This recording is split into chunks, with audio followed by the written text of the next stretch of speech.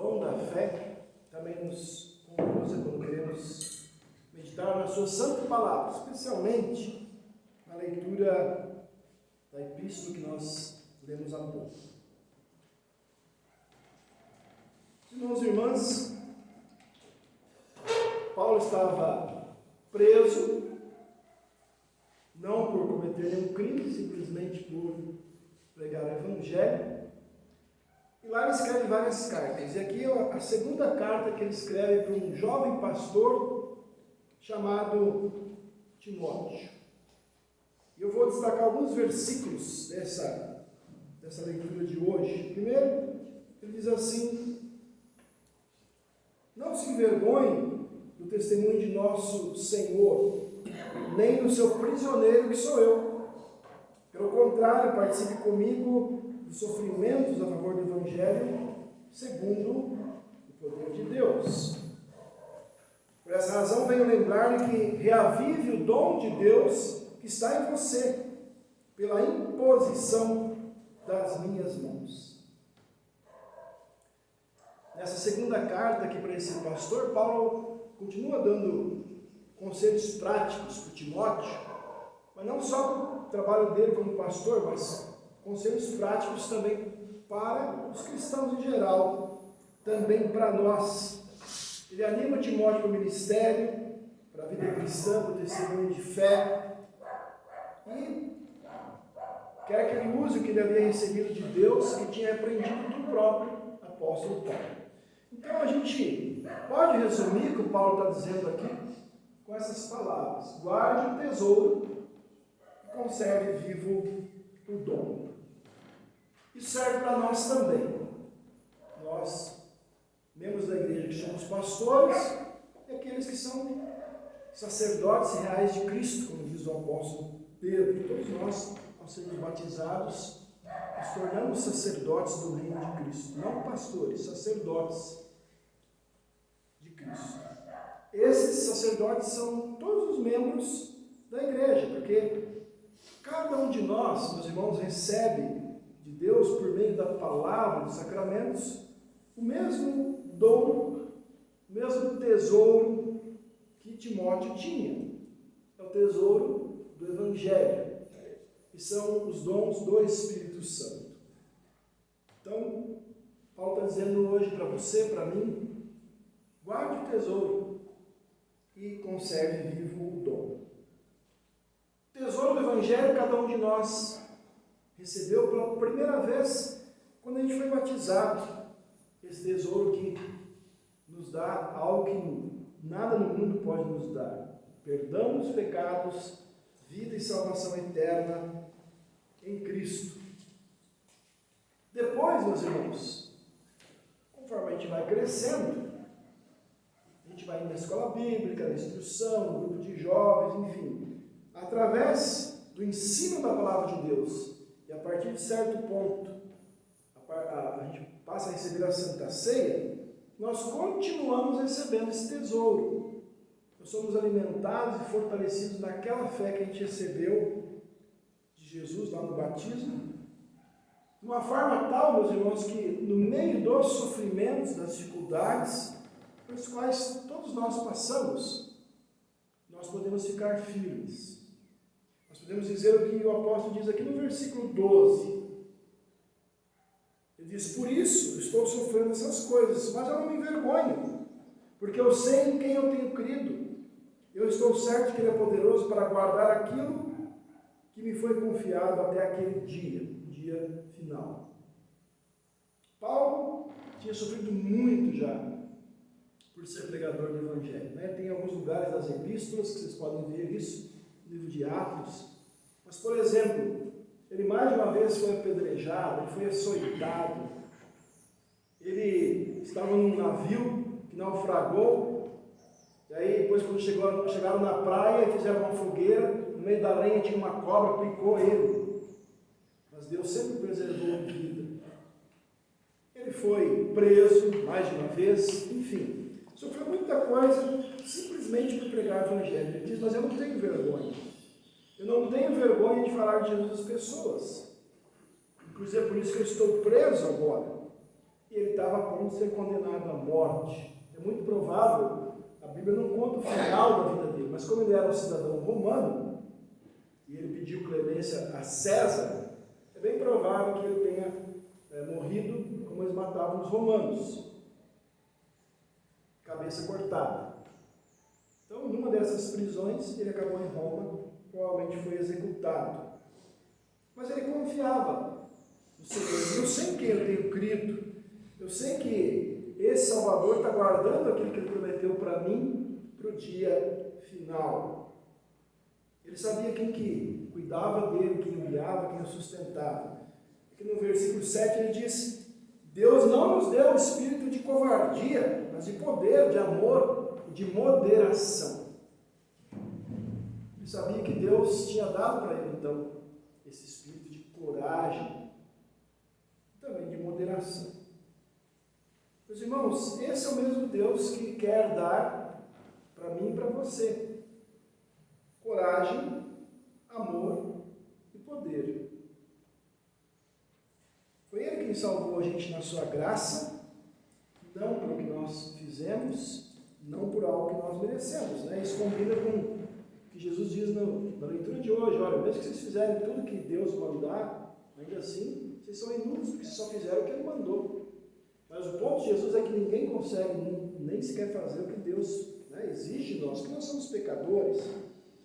No versículo 9 e 10 ele diz assim, ó, Deus nos salvou, nos chamou com uma santa vocação. Ele diz, não segundo as nossas obras, mas conforme a sua própria determinação e graça que nos foi dada em Cristo Jesus antes dos tempos eternos, manifestada agora pelo aparecimento de nosso Senhor Cristo Jesus. E Jesus não só destruiu a morte, como trouxe à luz a vida e a imortalidade mediante o Evangelho. Então, meus irmãos, essa vida, essa imortalidade, pela graça de Deus em Cristo, é o nosso maior tesouro, a salvação do Evangelho. Por isso, então, Paulo diz, olha, guarde o tesouro, conserve vivo o dom. Como é que a gente guarda o tesouro? É bom a gente sempre lembrar, guardar não é você pegar a palavra de Deus e pôr numa gaveta, ou, como alguns dizem, religião é uma coisa que é só no domingo, é só uma coisa íntima e particular. Não, biblicamente não é isso. Guardar o tesouro é você usar o Evangelho, é você viver todos os dias, é você mostrar ele para os outros. Tem um ditado meio bobo que diz assim, aquelas perguntinhas, né? O que é que quanto mais você tira, mais tem? Uma das respostas assim é o buraco, né? Quanto mais você tira, mais aumenta o buraco. O Evangelho, quanto mais você usa, mais ele aumenta.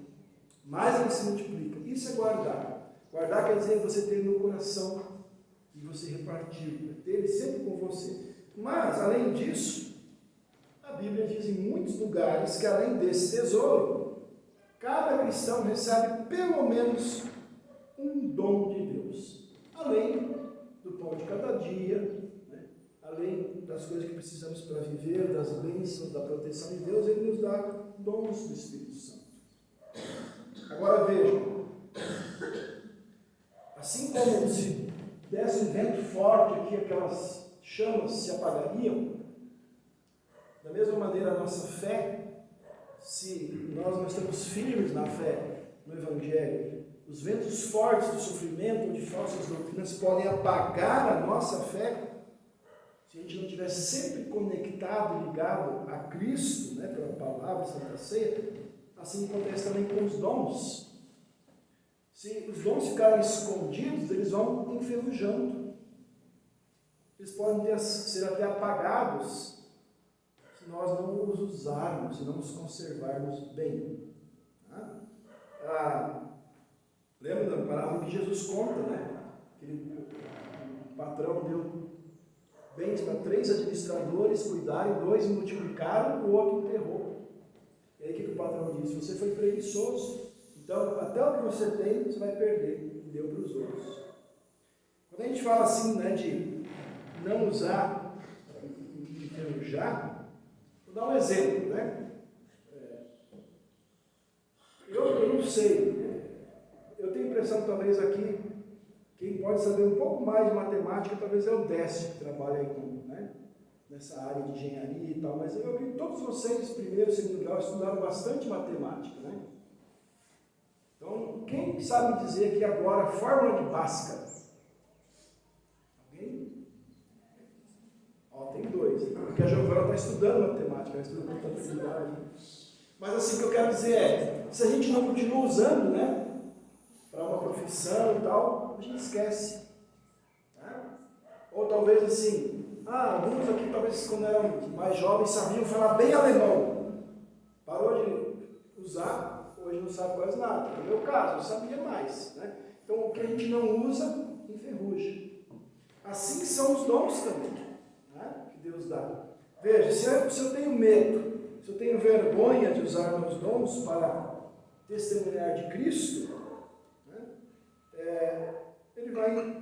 esse dom vai enferrujar. Se eu não uso por preguiça, por egoísmo, por medo, por fraqueza, eu posso até perder meus dons. Só que Deus dá os dons exatamente para o contrário, não para a gente perder, é para multiplicar. Né? Ele dá os dons para a gente usar sempre, para ajudar o reino de Deus a crescer. Então, Paulo diz, não tem vergonha. Pelo contrário, diz assim, o Espírito de Deus não nos deu um espírito de medo, não nos torna medrosos. Pelo contrário, Ele nos enche de poder, de amor e nos torna prudentes. Então, Deus que dá o dom também dá a coragem e o poder para a gente usar esses dons. E é porque nós temos o tesouro do Evangelho, nós podemos também conservar vivos e usar os dons que a gente recebe de Deus. Usar com alegria, usar com coragem, usar com consagração no serviço a Deus e ao próximo. E onde é que a gente usa? Tanto aqui na vida comunitária da igreja, no culto, nas atividades da igreja, como também no nosso dia a dia, meus irmãos, ali na família, no trabalho, na escola, na rua, ou seja, onde Deus colocou cada um de nós na nossa vida diária. Tanto para nós guardarmos o dom, como guardarmos o tesouro, mas e também conservar o dom vivo, Paulo diz assim ainda, versículo 13: mantenha o padrão das sãs palavras que de mim você ouviu com fé, com amor que há em Cristo Jesus. A gente precisa, para fazer essas duas coisas, ficar firmes no ensino verdadeiro que nós recebemos da palavra de Deus. E nós lembramos agora, né, no mês de outubro, o quê? A reforma da igreja. Nós acabamos de cantar aí a canção, né, que é o tripé da reforma, somente pela Escritura, somente pela graça de Deus, somente pela fé em Jesus. Né? Por que teve que haver a reforma? Porque exatamente durante 1000 anos, do ano 500 até 1500 mais ou menos, quando começou a reforma, as pessoas não ficaram firmes no Evangelho. A igreja acabou se desviando cada vez mais da Bíblia, misturando na Bíblia filosofia, política e várias coisas. E quando chegou a época de Lutero, um pouquinho depois ali do descobrimento do Brasil, a igreja estava totalmente longe do Evangelho. Deus despertou Lutero e seus colaboradores para trazer novamente esta verdade, esse tesouro da salvação para as pessoas não conheciam mais. Todo mundo tinha medo de Deus, achava que Deus era simplesmente um juiz malvado e condenador. Essa é a nossa herança. E esse ensino verdadeiro da palavra, meus irmãos, é o que a gente recebe aqui no culto, nos estudos bíblicos, nas casas, online. É o que a gente pode receber, por exemplo, também no Castelo Forte, no Ciclo por Jesus, no Mensageiro Luterano, nos materiais da aula luterana, enfim, em todas as oportunidades e formas que Deus nos dá para crescer na fé. E isso nos capacita a fazer aquilo que Jesus disse no Evangelho, Primeiro, não ser pedra de tropeço para os outros. Não impedir ninguém de chegar a Jesus. E isso começa onde, meus irmãos? Na nossa casa. Tem uma parte do texto que o Paulo fala assim: a fé que você aprendeu com a sua Timóteo não conheceu Deus como Paulo, ele conheceu em casa. A avó e a mãe ensinaram para ele a fé no Deus verdadeiro, né? Não fala do pai, provavelmente o pai de Timóteo era um romano e não temia o Deus verdadeiro, mas a avó e a mãe ensinaram Timóteo nesse caminho. Então ali é o primeiro lugar onde a gente deve facilitar o caminho, né? Para que nossos filhos, marido, esposa, cheguem a Jesus. E a segunda coisa, ele diz, algo que hoje muita gente não gosta, né? E a gente também não gosta de passar por isso. Ele diz assim, se o teu irmão pecar, repreenda. Repreender aqui não é você chegar lá com um ar superior e detonar o teu irmão. Ele vai falar, meu irmão, por esse caminho você está se afastando de Deus. É com amor, né? Conversar com o irmão, sabendo que você também é pecador. E você também precisa ser repreendido, né? Mas hoje isso é muito complicado, né? A gente não gosta que ninguém chame a nossa atenção. Talvez a frase que se dura, cada um cuida da sua vida. Ninguém tem que se meter na minha vida, nem eu dos outros. Mas ele diz, o teu irmão na fé, ele precisa às vezes ouvir a repreensão, assim como você precisa ouvir também. Ele diz, se ele se arrepender, perdoa ele quantas vezes forem necessárias, né? E ele diz assim, mesmo assim, por mais que a gente faça, né, nós sempre vamos estar em dívida com Deus. Por isso nós não podemos negar o perdão para ninguém que está arrependido. E aí, como eu disse antes, quando os discípulos ouviram isso, eles devem ter pensado, puxa, isso é muito difícil. Senhor, aumenta a nossa fé para a gente poder fazer isso, né? E Jesus aí, ele não diz, tá bom, um passo de mágica para aumentar a fé de vocês. Não, em vez disso, ele mostra que o tamanho da fé não é tão importante, mas é importante em quem a gente coloca a fé. Em quem a gente coloca a fé, que é no próprio Jesus. Por isso, então, quem está falando com a gente, meus irmãos, aqui através do apóstolo Paulo, é o próprio Jesus. Ele está dizendo, guarde o tesouro que eu dei para vocês. Conserve vivo o dom que vocês receberam de mim. Meus irmãos, como é que a gente descobre qual é o nosso dom? A gente já teve um estudo bíblico sobre isso, mas só para lembrar, né?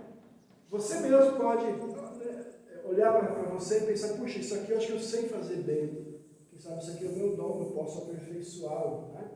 Por exemplo, eu gosto de música, ou eu acho que eu tenho jeito para ensinar as crianças, ou então assim, quem sabe o meu dom é na área da comida. Eu posso alimentar pessoas, né? E até ajudar a igreja a alimentar pessoas, enfim. Outra forma é você perguntar para os outros, né? Assim, ô pai, ô mãe, ou tio, ou Renan, o que você acha que eu sei fazer bem? Que eu poderia ajudar? Ou perguntar para o pastor. Às vezes 10 pessoas falam isso para a gente sem a gente perguntar, né? Puxa, olha, Roberto, acho que você tem um dom para isso, né?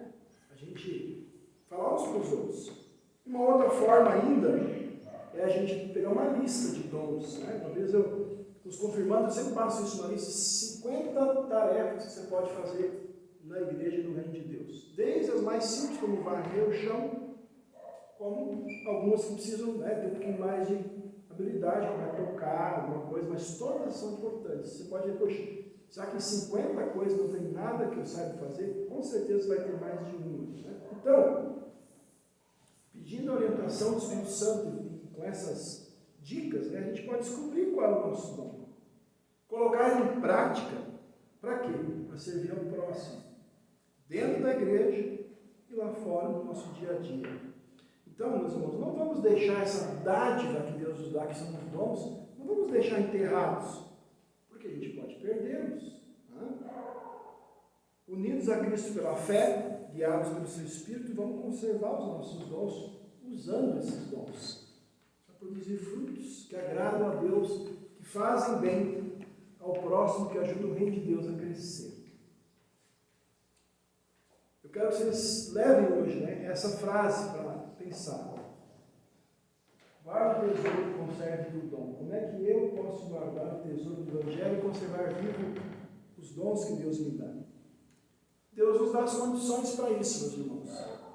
Ele nos dá a sua maravilhosa e pura palavra, Ele nos dá o batismo da Santa Ceia, Ele nos dá a igreja, que é justamente o corpo de Cristo, onde cada um de nós é um membro. Ele nos dá pastores e mestres que foram preparados, que devem pregar fielmente a palavra de Deus. E Ele nos dá irmãos na fé. Irmãos na fé que nos apoiam, que nos ajudam, que nos incentivam, que nos consolam e que também são apoiados, ajudados, incentivados e consolados por nós. Irmãos que nos repreendem e nos perdoam. Irmãos que nós repreendemos e perdoamos. Enfim, que maravilha poder participar de um corpo de pecadores onde todo mundo é igual diante de Deus, todo mundo recebe a mesma graça e o mesmo perdão. Então, meus irmãos, Deus quer que a gente guarde o tesouro e conserve vivo o dom. Porque nós sabemos, como diz Paulo, em quem nós cremos e confiamos. E assim nós vamos continuar recebendo bênçãos de Deus para ser abençoados e ser bênção para os outros. Paulo diz assim: Timóteo, você lembra quando é que você recebeu o dom? Ele fala, foi quando eu coloquei as mãos sobre você. Eu acho que todos vocês aqui, pelo menos uma vez na sua vida de igreja, o pastor colocou a mão sobre vocês. A maioria de nós no batismo, né? Depois da confirmação, muitos de vocês, o pastor colocou a mão na cabeça de vocês ou nas mãos de vocês quando vocês se casaram. Isso é um símbolo, né, de que Deus está nos dando os seus dons como Ele deu para Timóteo. E assim, meus irmãos, recebendo o Evangelho, recebendo os dons, nós vamos ser fontes da água viva para os outros, como Jesus chama o Espírito Santo. Vamos anunciar a salvação para os outros com coragem, com alegria, porque Paulo diz, o Espírito Santo não nos dá espírito de covardia e medo, mas de coragem e de amor para testemunhar de Jesus. Antes de terminar, quem não viu quinta passada, vai lá, pega o link lá que eu mandei nos grupos do estudo de quinta-noite, lá eu falo de hábitos missionários. Você não sabe muito bem como dar testemunho? Olha aquele estudo. Lá a gente deu um monte de dicas de como você compartilhar o tesouro de Jesus na sua vida no dia a dia e também pela internet. Meu irmão, minha irmã, guarde o tesouro, conserve vivo o dom. Põe em prática aquilo que você recebe de Deus. Deus vai guardar cada um de nós, cada um de vocês na fé. Aquela fé que salva a gente. Até o dia que Jesus vai voltar para nos levar para junto dele. E nós vamos então desfrutar aí plenamente do tesouro da salvação com todos os nossos irmãos. Que Deus nos ajude a guardar sempre o tesouro do Evangelho e conservar vivo o dom que recebemos. Amém. Irmãos, uma outra forma